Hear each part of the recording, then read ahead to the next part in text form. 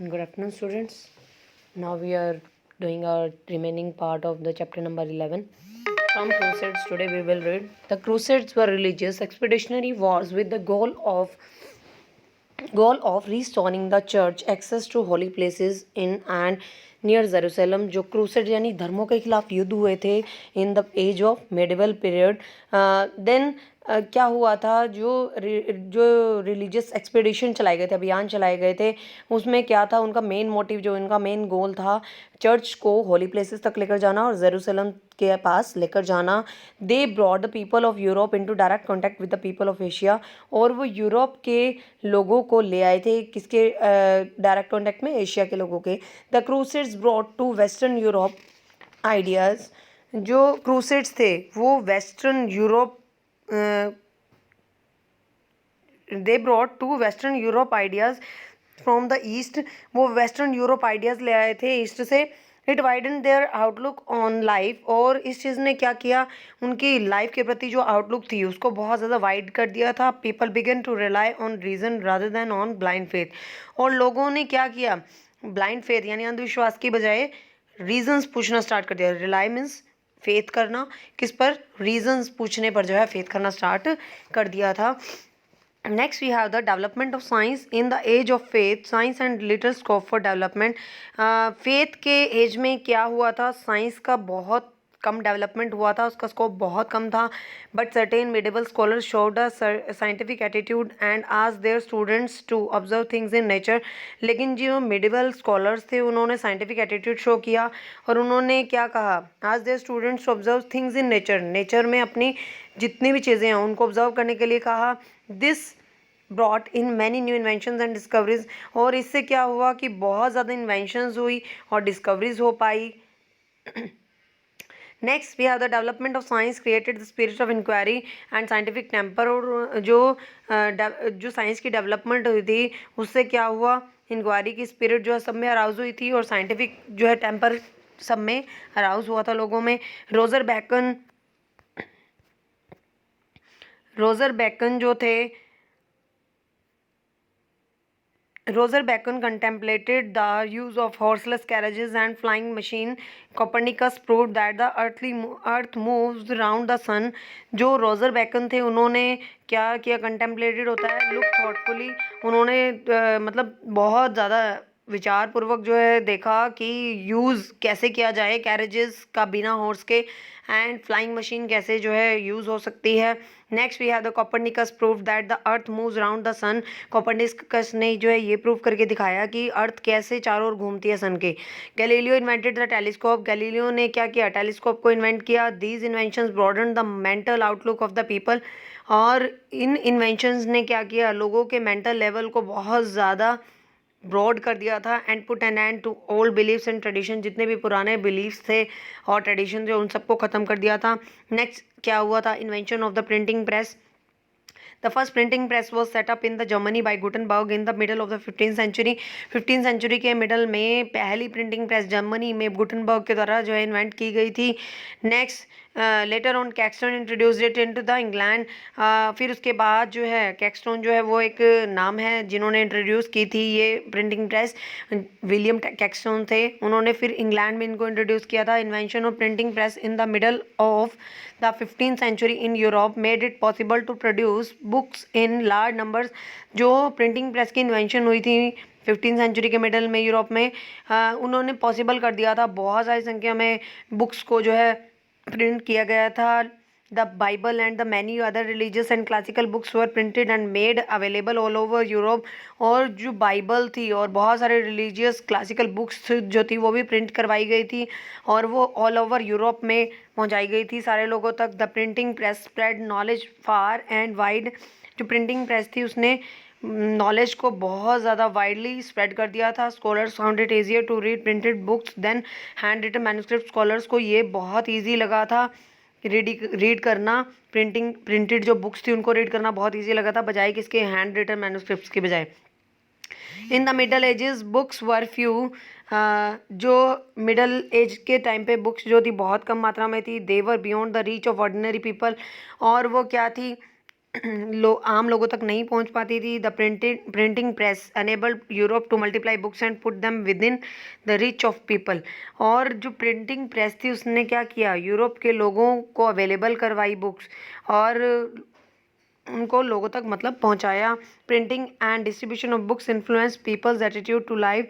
जो प्रिंटिंग थी और डिस्ट्रीब्यूशन ऑफ बुक्स था उसने लोगों के लाइफ के प्रति एटीट्यूड को बहुत ज़्यादा प्रभावित किया था। And brought about a new wakening in Europe, और यूरोप के लोगों में एक अलग सी जागरूकता पैदा कर दी थी। Next we will read about the principles of Renaissance, कि उनके प्रिंसिपल्स क्या थे। The Renaissance was not a sudden or spontaneous development. जो रेनेसेंस की प्रोसेस थी वो क्या नहीं थी, वो अचानक होने वाली या नेचुरल प्रोसेस नहीं थी, नेचुरल डेवलपमेंट नहीं थी। It was based on certain beliefs of what is right or wrong, और ये इन बिलीव्स पर आधारित थी कि क्या ठीक है और क्या गलत है। इट हैड सर्टेन फीचर्स, और इसके अलग अलग फीचर्स थे विच touch different aspects of life, जो लाइफ के अलग अलग एस्पेक्ट्स को छूते हैं। The common people, the aristocrats, the king and even the pops were affected by it.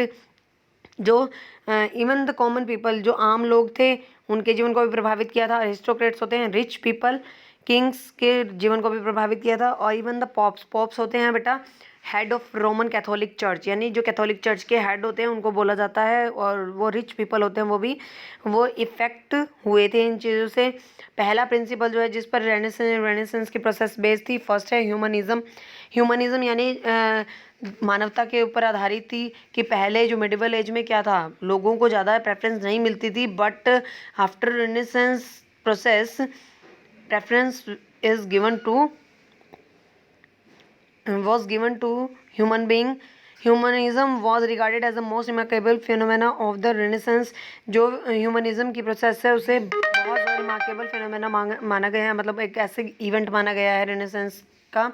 It was a product of the spread of education and learning, और ये इसको एजुकेशन और लर्निंग मतलब स्प्रेड करने का सबसे बड़ा प्रोडक्ट माना गया है। The word humanism was derived from the Latin word studia humanitatis, और ह्यूमनिज्म की जो वर्ड है लैटिन वर्ड से लिया गया है, जिसको क्या बोला गया है, स्टडिया ह्यूमनिटेटिस से लिया गया है, जिसको स्टडीज ऑफ मैनकाइंड भी कहा जाता है। Basically it meant a decisive shift in concern for human as distinct from divine matters.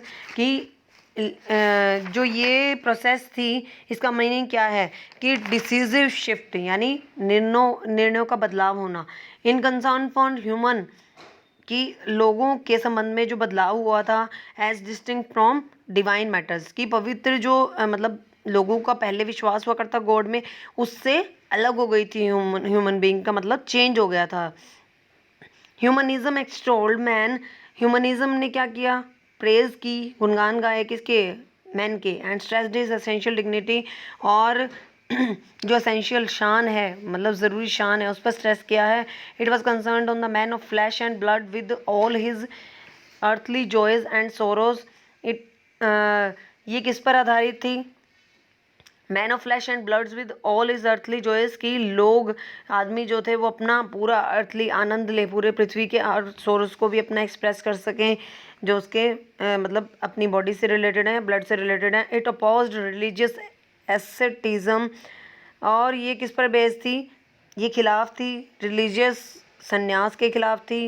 It defended man's right to pleasure, और इसने डिफेंड किया था यानी सुरक्षा प्रदान की थी आदमी मतलब लोगों के राइट को लेकर, कि उनके क्या क्या राइट हैं उनसे रिलेटेड टू प्लेजर, उनकी खुशी के लिए जो राइट हैं उनको डिफेंड किया था। And the satisfaction of earthly desires, और जितनी भी अर्थली डिज़ायर्स हैं उनको भी सेटिस्फाई किया था, एंड रिक्वायरमेंट्स हैं उनको भी सेटिस्फाई किया था। The humanist looked deep into the ancient classics for ideas on the humanism। जो ह्यूमनिस्ट यानी फॉलोअर ऑफ ह्यूमनिज्म थे उन्होंने क्या किया, एंशियंट क्लासिक्स जो पुराने क्लासिक्स थे स्टडी मटेरियल थे उनको बहुत डीपली जो है स्टडी किया फॉर आइडियाज़ ऑन ह्यूमनिज्म। क्या लेने के लिए, ह्यूमनिज्म के आइडियाज़ को लेने के लिए, like those of Plato, Virgil, Aristotle, Cicero and the Quintilian. कि जैसे प्लेटो, वर्जिल, अरिस्टोटल, सिजरो है, क्विंटेलियन है, ये सारे ह्यूमनिस्ट थे, ठीक है, ह्यूमनिस्ट थे। Next we have the glorification of human form. The Renaissance scholars and the artist glorified human body. जो रेनेसेंस स्कॉलर्स थे और आर्टिस्ट थे उन्होंने क्या किया, ह्यूमन बॉडी की प्रेज की है। ठीक है, and there works were permitted with the faith that a man with an active mind and body was capable of knowing and controlling the world.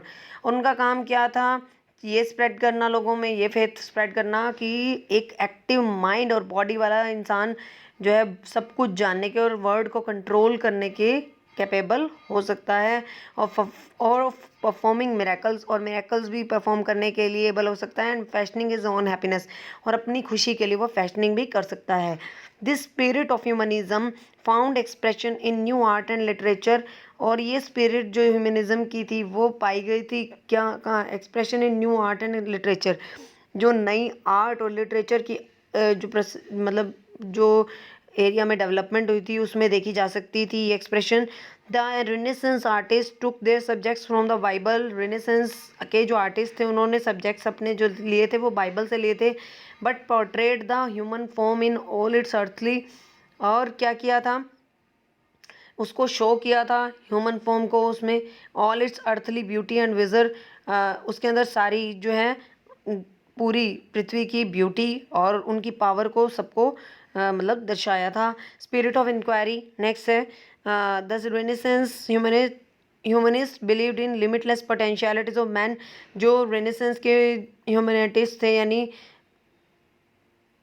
जो फॉलोअर थे ह्यूमनिज्म के, वो बिलीव करते थे लिमिटलेस पोटेंशियलिटी होता है कि कभी ना ख़त्म होने वाली क्षमताओं में आदमियों की, वो बिलीव करते थे, मतलब इंसान की, वो सोचते थे कि इंसान में इतनी लिमिटलेस क्षमताएं हैं कि वो बहुत कुछ सीख सकता है, बहुत कुछ कर सकता है। But they also did not forget the past, लेकिन उन्हें क्या, वो वे नहीं भूले थे क्या, पास्ट को भी। The spirit of inquiry extended from scientific inquiry into nature, और जो स्पिरिट ऑफ इंक्वायरी थी वो स्प्रेड हो गई थी साइंटिफिक इंक्वायरी से नेचर तक, एक्सप्लोरेशन इन्वेस्टिगेशन तक, एक्सपीडिशन अभियानों तक, to probe into every realm of knowledge, कि नॉलेज के हर एक एरिया में जो है वो डेवलप हो गई थी। It proved to be the principal cause of Renaissance, और ये क्या प्रूव हुआ था, एक रेनेसेंस की प्रोसेस का सबसे बड़ा प्रिंसिपल, मतलब रेनेसेंस की को होने के कारण जो है ये बना था और सबसे बड़ा प्रिंसिपल बन गया था।